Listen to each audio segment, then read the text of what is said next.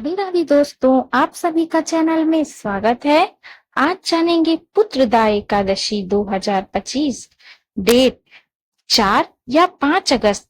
कब है पुत्रदा एकादशी और नोट करें शुभ मुहूर्त एवं योग। धार्मिक मत है कि सावन महीने में भगवान शिव संग विष्णु जी की पूजा करने से साधक को दोगुने फल की प्राप्ति होती है। इस महीने में सोमवार के दिन भगवान शिव की विशेष पूजा की जाती है। साथ ही एकादशी तिथि पर व्रत रखा जाता है। इस व्रत को करने से साधक की हर मनोकामना पूरी होती है। पुत्रदा एकादशी हर साल सावन महीने में मनाई जाती है। यह पर्व जगत के पालनहार भगवान विष्णु को पूर्णतया समर्पित होता है। इस शुभ अवसर पर लक्ष्मी नारायण की पूजा की जाती है। साथ ही संतान या पुत्र प्राप्ति के लिए एकादशी का व्रत रखा जाता है।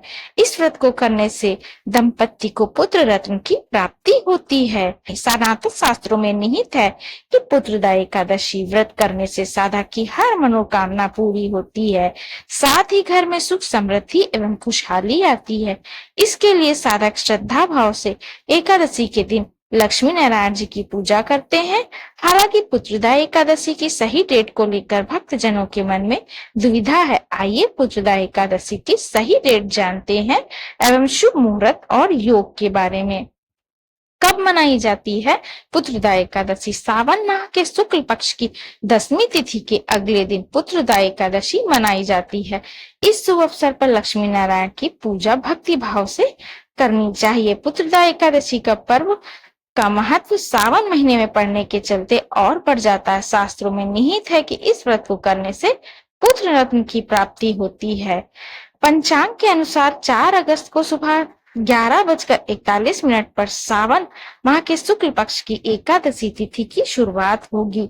वहीं 5 अगस्त को दोपहर 1:12 पर शुक्ल पक्ष की एकादशी का समापन होगा। इस प्रकार 5 अगस्त को पुत्रा एकादशी मनाई जाएगी।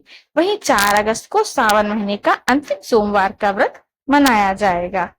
पुत्रदा एकादशी शुभ योग। ज्योतिषियों की माने तो श्रावण माह के शुक्ल पक्ष की एकादशी तिथि पर कई मंगलकारी संयोग बन रहे हैं। इसमें इंद्र योग का संयोग सुबह 7:25 तक है। वहीं रवि योग का संयोग सुबह 5:18 से सुबह 11:23 तक है। इसके साथ ही शिव योग का संयोग दोपहर 1:13 से है। इन योग में लक्ष्मी नारायण जी की पूजा करने से साधक की हर मनोकामना पूरी होती है। पुत्रदा एकादशी का व्रत मुख्य रूप से उन दंपतियों के लिए है जो संतान की इच्छा रखते हैं। धार्मिक मान्यताओं के अनुसार यह व्रत संतान सुख की प्राप्ति में आने वाली बाधाओं को दूर करने में सहायक होता है। पुत्र रक्षा की और समृद्धि के लिए पुत्रदा एकादशी का व्रत न केवल संतान प्राप्ति के लिए बल्कि पुत्र की रक्षा और समृद्धि के लिए भी होता है। पारिवारिक सुख और शांति। इस व्रत को करने से परिवार में सुख शांति बनी रहती है और भगवान विष्णु की विशेष कृपा प्राप्त होती है।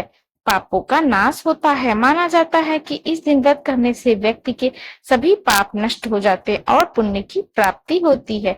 पुत्रदा एकादशी भगवान विष्णु की आराधना का दिन है और इस दिन व्रत करने से उनकी कृपा प्राप्त होती है। व्रत विधि जान लेते हैं। इस दिन प्रातः काल उठकर स्नान करें और व्रत का संकल्प में भगवान विष्णु की पूजा करें। उन्हें फल फूल धूप दीप आदि अर्पित करें। व्रत कथा सुने या पढ़े। ओम नमो भगवते वासुदेवाय मंत्र का जाप करें। फलाहार करें और अगले दिन द्वादशी तिथि को व्रत का पारण करें। गाय को चारा खिलाना भी शुभ माना जाता है।